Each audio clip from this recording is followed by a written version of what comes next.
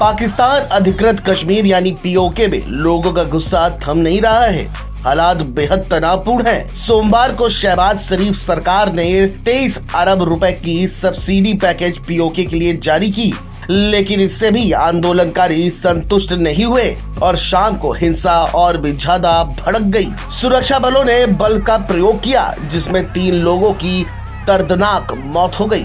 इसके अलावा 6 लोग गंभीर रूप से जख्मी हुए। इससे पहले शहबाज शरीफ सरकार ने 23 अरब का पैकेज जारी किया था, जिसमें गेहूं और बिजली की सब्सिडी शामिल है। इसके तहत अब पीओके में 40 किलो आटे का पैकेट 2000 रुपए में मिलेगा, जो अब तक 3100 रुपए तक मिल रहा था। इसके अलावा बिजली की दरों में भी कुछ छूट के ऐलान हुए हैं, लेकिन पीओके के लोगों का गुस्सा थमा नहीं है। शुक्रवार से चल रहा आंदोलन अब भी जारी है, जिसमें शामिल ज्वाइंट अवामी एक्शन कमेटी का कहना है कि इस बारे में आज फैसला लेंगे। कमेटी का कहना है कि पीओके में खाने, ईंधन और जरूरी सामानों की कीमत बहुत ज्यादा है। मुख्य तौर पर अवामी कमेटी कारोबारियों का संगठन है, लेकिन इसे आम लोगों का भी बड़े पैमाने पर समर्थन मिल रहा है। खास तौर पर लोगों का आरोप है कि पाकिस्तान पीओके के संसाधनों का दोहन कर रहा है, लेकिन वहाँ के नागरिक मूलभूत सुविधाओं के लिए भी तरस रहे हैं। दरअसल पाकिस्तान में महंगाई और आर्थिक बदहाली का दौर है।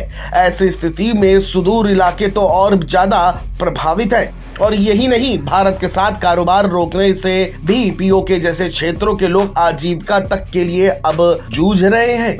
एक तरफ कारोबार ठप होना और दूसरी तरफ बिजली, गेहूं और पेट्रोल जैसी जरूरी चीजों की महंगाई ने लोगों को त्रस्त कर रखा है। पीओके में उठा ये आंदोलन पहला नहीं है। इससे पहले अगस्त 2023 में भी आंदोलन हुआ था, लेकिन इतना हिंसक नहीं हुआ।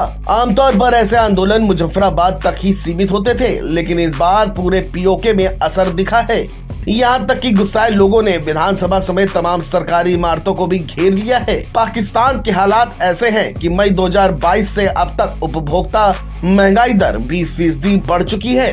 मई 2023 में तो ये 38% तक पहुँच गई थी। सबसे अहम बात यह है कि पीओके में नीलम झेलम बिजली परियोजना है। पीओके के लोगों का कहना है कि यहाँ से पैदा होने वाली बिजली पंजाब जैसे राज्यों को मिल रही है, लेकिन वही नहीं दी जा रही है। बड़े पैमाने पर बिजली कटौती होती है और दर भी बहुत ज्यादा है। ये परियोजना 2600 मेगावाट की है। दरअसल भारत ने पाकिस्तान से आने वाले उत्पादों पर कस्टम ड्यूटी 200% तक बढ़ा दी है। पीओके से बड़े पैमाने पर रॉक सॉल्ट, सीमेंट, जिप्सम आदि का भारत आयात होता था, लेकिन कस्टम ड्यूटी बढ़ाने से कारोबार ठप है।